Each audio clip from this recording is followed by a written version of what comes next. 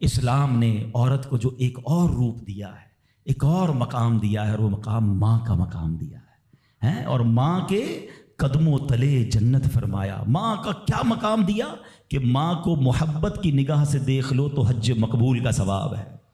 اچھا، اسلام کی تعلیمات کی جو بنیاد ہے، جو ماخذ ہے، جو مرجع ہے، جس کے ذریعے سے سمجھے علم و فضل کی نہریں جاری ہوتی ہیں، وہ کون سی کتاب ہے؟ وہ قرآن مجید ہے۔ قرآن مجید کی سب سے بڑی سورت کون سی ہے؟ سورہ بقرہ۔ اب ذرا سمجھیے گا ماں کا مقام کیسا۔ قرآن پاک کی سب سے بڑی سورت سورہ بقرہ، اور سورہ بقرہ، بقرہ کس کو کہتے ہیں؟ گائے کو۔